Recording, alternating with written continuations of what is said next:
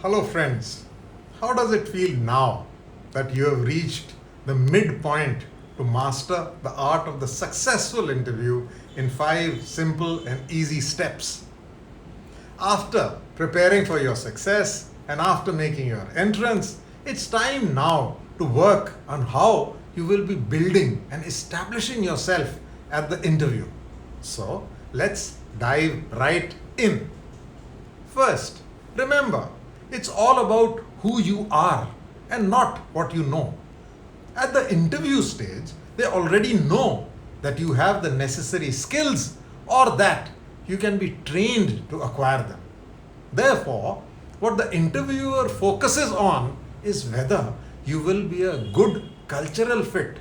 That is, will your values, behavior, and ethics align with that of the organization? Right? 2. Be authentic and genuine. Unless you're a very skilled actor, it's unlikely that you will be able to maintain a false personality for the entire duration of the interview.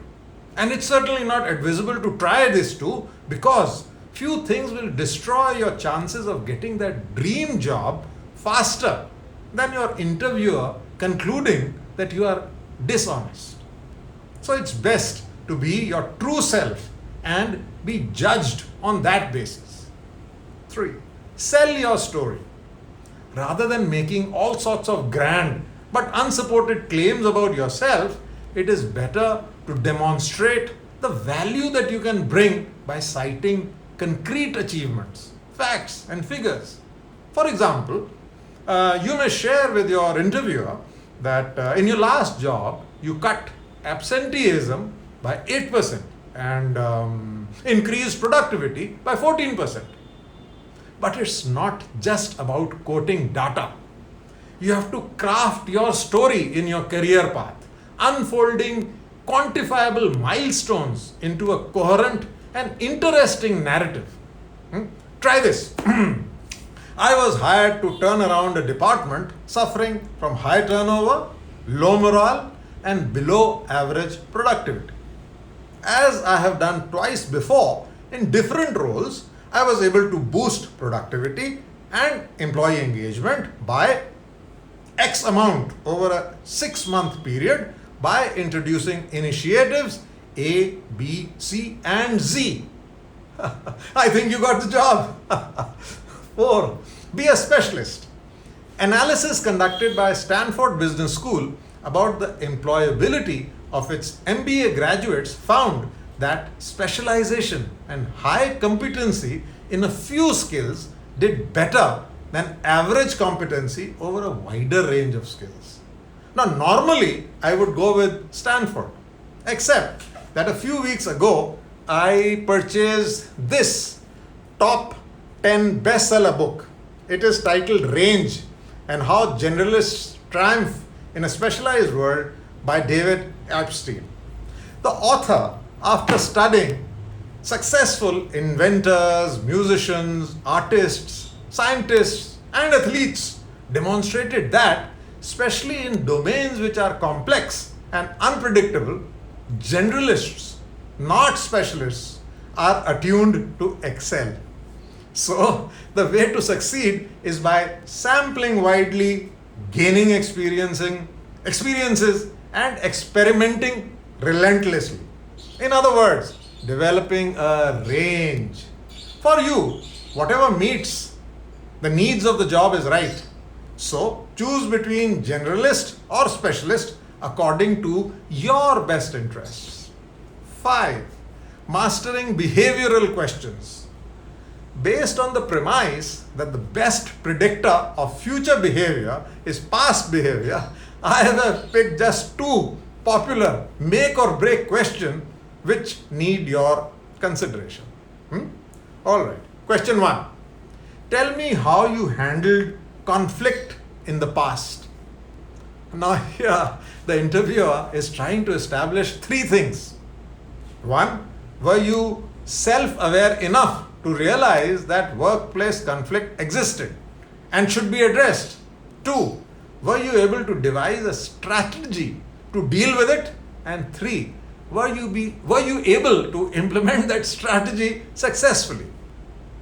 If you claim you never had any conflict, you might be perceived as either having no self-awareness or that you are lying. Huh? A better strategy would be to discuss a significant but not too serious an issue and explain how you maturely and rationally resolved it. Question 2. Tell me about a project that you worked on that failed. Here the interviewer wants to ascertain if you can 1. Learn from your mistakes and 2. Rectify them. Check this out. My department had a goal of increasing sales by 15% in one quarter, but I managed only 5%. So I realized that some hard decisions about moving some poor performers had to be taken. And once I did that, sales increased by 25% in the next quarter. That's a sixer.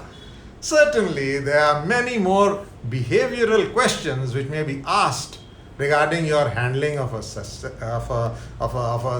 stressful situation or taking initiative or motivating the team. I prescribe you consistently use the CAR to answer them. CAR, C-A-R, meaning context, action and result. So you describe the relevant context or situation, then list the actions you took to complete the task or resolve the issue and finish with a description of the impressive results of your actions. Right? Right. But before you go, I must share the 4 mistakes you must avoid while answering behavioral questions. Don't describe team actions. The interviewer wants to know what actions you took. Therefore, keep it at I, not we. Don't use theoretical statements like what you would do. Instead, describe what you actually did. Don't give general statements. Be as specific as possible and avoid generalizations. Don't voice opinions. The interviewer is interested in facts and situations, not your personal beliefs and judgments. Alright, so watch this space tomorrow for 4 clear-cut, definite ways to troubleshoot and correctly readjust your interview in case something goes wrong. That's all for now. Thank you for watching. Bye-bye and take care.